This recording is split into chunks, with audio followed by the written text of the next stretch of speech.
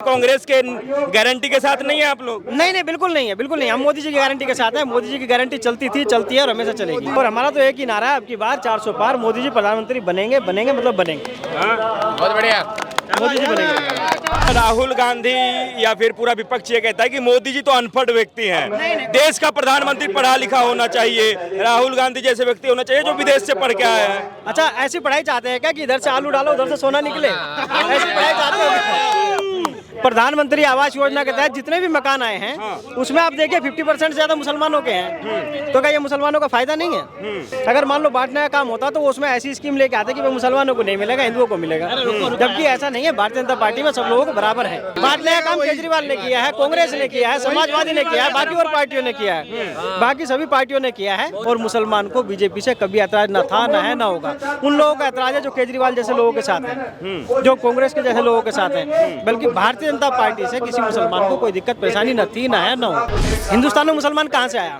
कोई विदेश से तो नहीं आया।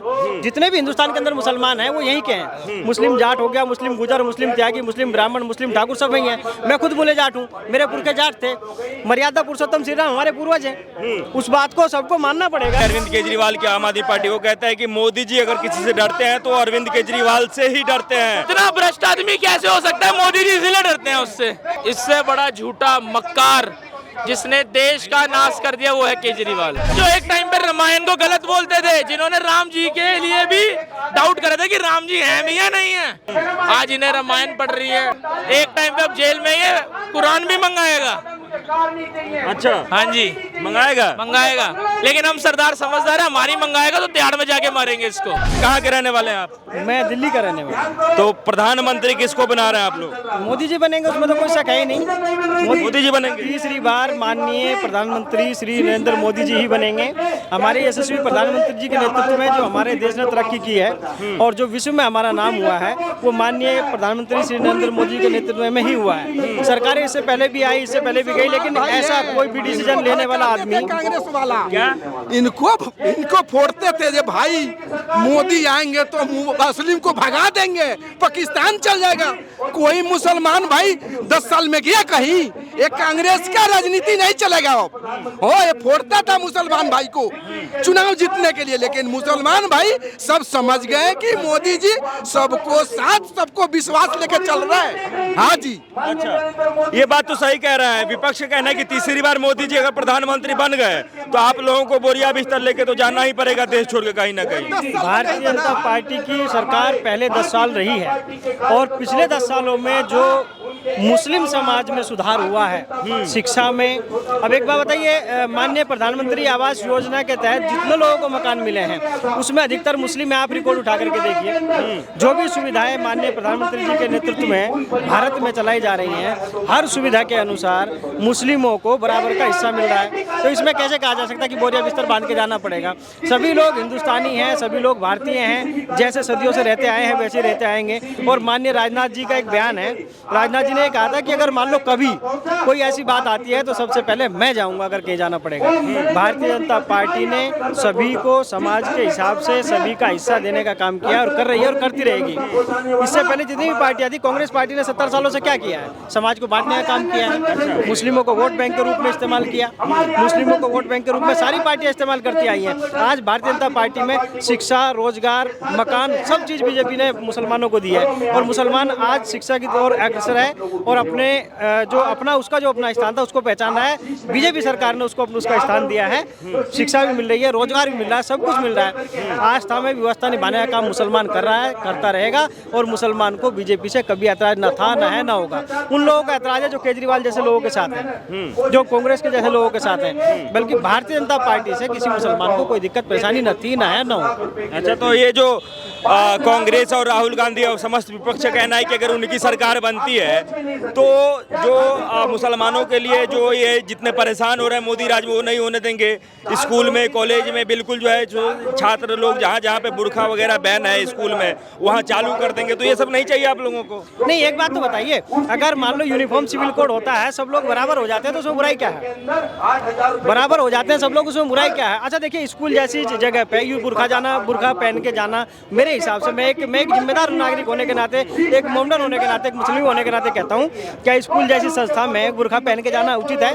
जहाँ दूसरी छात्राएं किसी भी समाज की अपनी यूनिफॉर्म पहन के जा रही है, वहाँ हमारे परिवार से कोई बुर्का पहन के जाएगा तो अजीब सा नहीं लगेगा? बिल्कुल अलग हो जाएगा।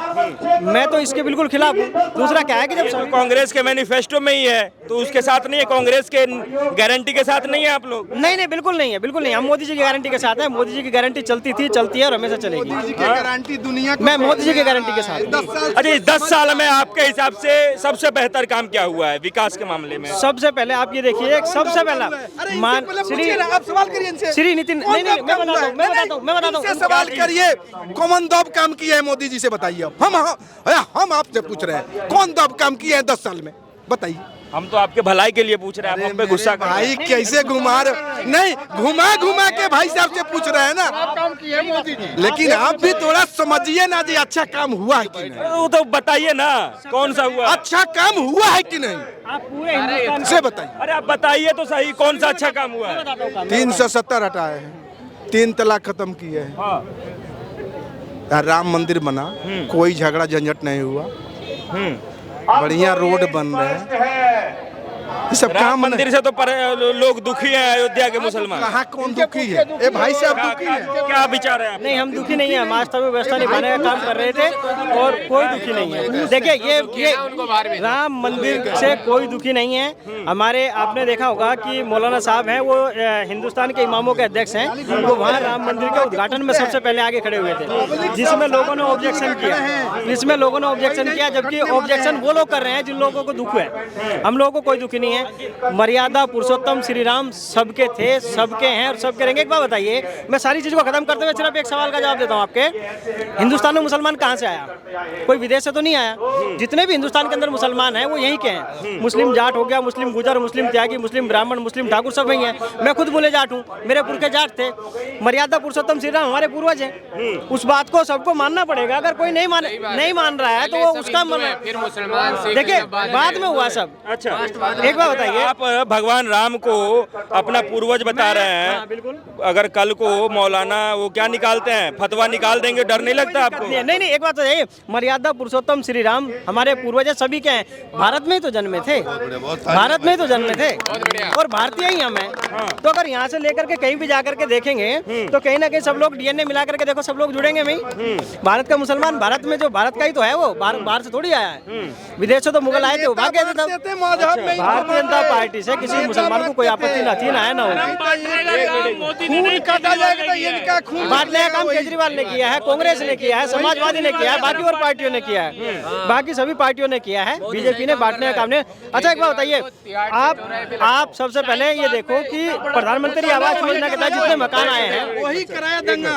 प्रधानमंत्री आवास योजना के तहत जितने भी मकान आए हैं उसमें आप देखिए 50% से ज्यादा मुसलमानों के हैं। तो क्या ये मुसलमानों का फायदा नहीं है? रही बात राशन, सभी को मिल रहा है, राशन भी मिल रहा है सभी को, शिक्षा भी मिल रही है सभी को, रोजगार भी मिल रहा है सभी को, सब कुछ मिल रहा है। अगर मान लो बांटने का काम होता तो उसमें ऐसी स्कीम लेके आते कि मुसलमानों को नहीं मिलेगा, हिंदुओं को मिलेगा। जबकि ऐसा नहीं है। भारतीय जनता पार्टी में सब लोगों को बराबर है। भारतीय जनता पार्टी में एक भारतीय नागरिक जिम्मेदार होने के नाते कह रहा हूँ, भारतीय जनता पार्टी में किसी मुसलमान को कोई समस्या न थी, ना है, ना होगी। हमारा बीजेपी में अल्पसंख्यक मोर्चा है इतना बड़ा, हजारों मुसलमान कार्यकर्ता है बीजेपी में, वो सिर्फ उनका यही रहता है। और हमारा तो एक ही नारा है, अब की बार 400 पार, मोदी जी प्रधानमंत्री बनेंगे मतलब बनेंगे। बहुत बढ़िया, मोदी जी बनेंगे, तीसरी बार मोदी जी प्रधानमंत्री बनेंगे। इतने के बारे में आप ये देखिए कि नितिन गडकरी जी परिवहन राजमार्ग मंत्री हैं। पूरे हिंदुस्तान में जितनी सड़कें इन 10 सालों में बनी हैं, उनमें आज़ादी के बाद से आज तक नहीं बनी।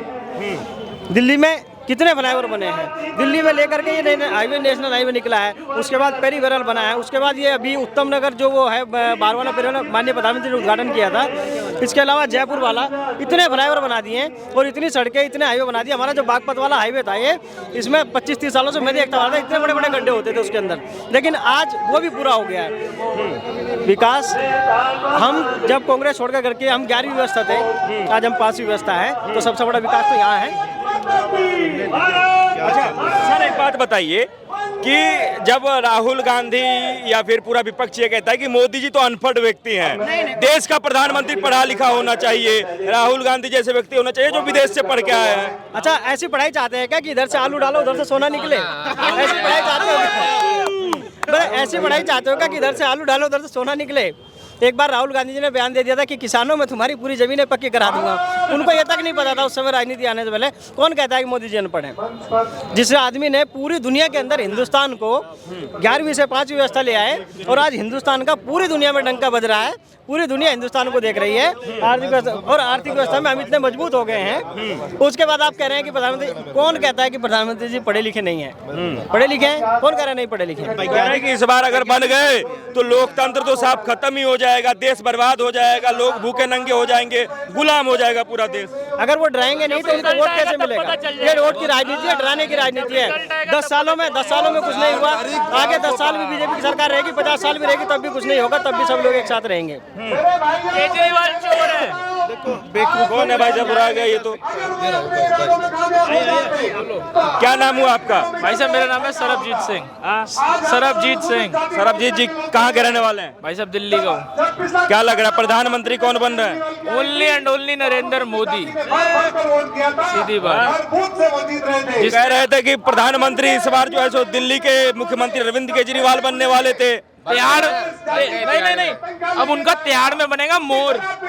तिहाड़ में बनेगा मोर, प्रधानमंत्री नहीं बनेंगे, तिहाड़ में मोर बनेगा उनका। ईमानदार आदमी नहीं मानते हैं केजरीवाल को? केजरीवाल दुनिया का सबसे बड़ा भ्रष्ट आदमी है, जिसने दिल्ली का सत्यानाश कर दिया। फ्री की राजनीति से बाहर के लोग यहाँ पर आके बसा दिए। जो दिल्ली के रहने वाले उनके लिए नौकरियां नहीं है, बाहर के लोग लाके आके यहाँ बसा दिए। केजरीवाल सिरे का भ्रष्ट आदमी है। मैं जिन लोगों को, मेरे साथ के कितने व्यक्ति थे जिनको दारू के पैसे नहीं होते थे, आज उनको एक पे एक फ्री में, अगले एक ले रहे, 2 पी रहे, उनका घर बर्बाद हो गया। और उनकी वाइफ केजरीवाल को आज गालियां बकती है। मेरा लाइव एग्जांपल देखा हुआ है ये। आपने देखा है? हमने देखा है, हमारे पड़ोस में यही हाल हो रहा है। जिनके घर पीने के पैसे नहीं थे, फ्री मिल रहे हैं, उधार लेके पी रहे हैं, रोडों पे पड़े हुए। केजरीवाल सबसे बड़ा भ्रष्ट आदमी है। लोगों का घर खराब कर दिया और अपना इतना बड़ा शीश महल बना दिया। मैं तो भाजपा का धन्यवाद करता हूँ जो उन्होंने मेट्रो स्टेशन में लोगों को ये बताया। आप भी एक बारी ये शीश महल इसका दिखाइए जहाँ पे 21 करोड़ का स्विमिंग पूल बनाया। जो कहता था मैं गाड़ी नहीं लूंगा, सिक्योरिटी नहीं लूंगा, उसने देश का नाश कर दिया। दिल्ली हमारी राजधानी है, हर चीज दिल्ली से चलती है, तो दिल्ली का नाश मतलब देश का नाश। हाँ जी, और कोई सवाल? कहते हैं हम जो पार्टी है अरविंद केजरीवाल की, आम आदमी पार्टी, वो कहता है कि मोदी जी अगर किसी से डरते हैं तो अरविंद केजरीवाल से ही डरते हैं। अरविंद केजरीवाल मोदी जी के काल है। कि इतना भ्रष्ट आदमी कैसे हो सकता है? मोदी जी इसलिए डरते हैं उससे। जवाब कंप्लीट। जो बच्चे की कसम, अपनी माँ की कसम, कांग्रेस से गठबंधन नहीं करूंगा, आज कांग्रेस की बुक्कल में जाके बैठा हुआ है। माँ की कसम ये नहीं करूंगा, वही कर रहा है। और बताओ, और कोई सवाल? इससे बड़ा झूठा मक्कार जिसने देश का नाश कर दिया वो है केजरीवाल। हाँ जी, और बताओ। कि अगर भाई साहब केजरीवाल की जो कह रही है आम आदमी पार्टी, उनकी जो आइडियोलॉजी है, उनका जो शिक्षा नीति है, वो पूरे विदेश में केजरीवाल की सराहना हो रहा है। 20-30 करोड़ देके ना देश में आर्टिकल मैं भी अपना छपवा सकता हूँ कि सरबजीत देश का सबसे ईमानदार आदमी है। पैसे देके हर काम होता है। मजा तो तब आए ना जब बिना पैसे दिए तुम्हारे आर्टिकल छपे। जब आरटीआई डलती है तो सब पता चल जाता है केजरीवाल ने कितने पैसे देके वह आर्टिकल डलवाया। देख लो न्यूयॉर्क टाइम्स, देख लो, जब न्यूयॉर्क टाइम्स के लिए किसी ने आरटीआई डाली तो पता चल गया कि ये तो पैसे देके काम करवाया गया। अच्छा, ये केजरीवाल कहता था मैं भाई साहब मूल मेरा पंजाब का, कि पंजाब में ये कर दूंगा, पंजाब में वो कर दूंगा।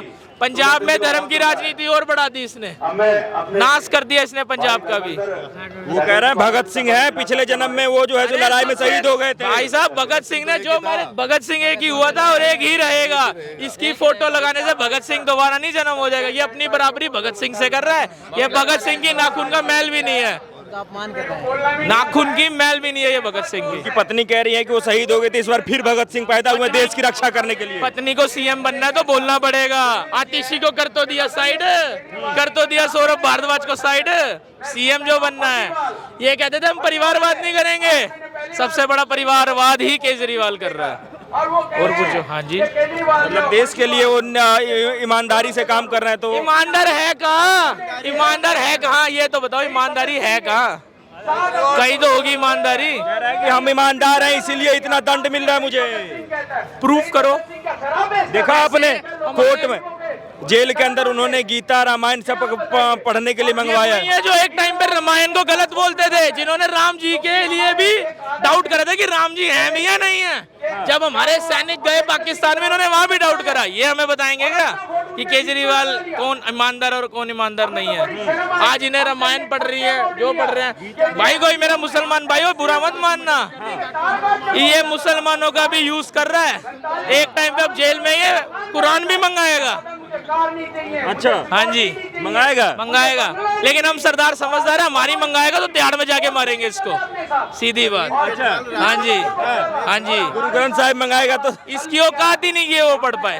ये ऐसा भ्रष्ट आदमी, इतनी पवित्र चीज को, ये रामायण की भी इज्जत गिरा रहा है। इतना भ्रष्ट आदमी अगर कोई रामायण पढ़ रहा है तो। हाँ जी, अच्छा, हाँ जी, एक बात बताइए सरदार जी, हाँ जी, कि आप लोग दिल्ली के रहने वाले हाँ जी। हैं, आपको फ्री बिजली पानी मिल रहा है, बस फ्री मिल रहा है। बहुत कमाता है, मैं बहुत कमाता हूँ, मैं फ्री नहीं चाहिए, मैं देश का, दिल्ली का विकास चाहिए हमें। अरे मिल तो रहा है, नहीं चाहिए, डीटीसी का नाम आपको अपना मानते हैं DTC की नई बसें नहीं आ पा रही। आपको अपना घर का आदमी मानते हैं, परिवार का आदमी मानते हैं। मेरे को ऐसा घर का आदमी चाहिए ही नहीं जो जिसने देश का नाश कर दिया हो। हमें अपना परिवार में ऐसा आदमी चाहिए ही नहीं।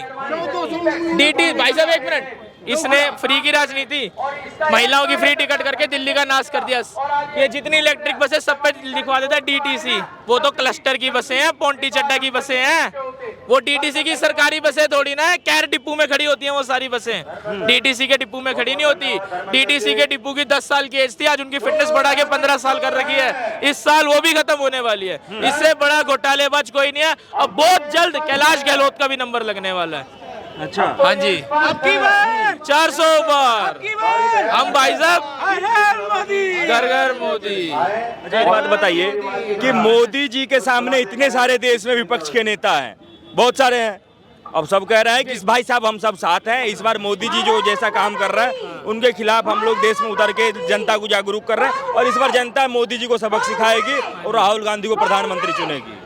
एक ही चीज, रिजल्ट वाले दिन पता लग जाएगा। अब की बार 400 पार, बात खत्म। राहुल गांधी का 20 सीट, उससे ज्यादा नहीं आएगा। 20 सीट राहुल गांधी को आएगा। और मैं आपको बता रहा हूं, मैं बिहार से रहने वाला हूं, समझे। अब 20 सीट से ज्यादा राहुल को नहीं आएगा। राहुल ने इतना लूटा। मैं दिल्ली में 1977 से रह रहा हूं, 1977 से रह रहा हूं दिल्ली में।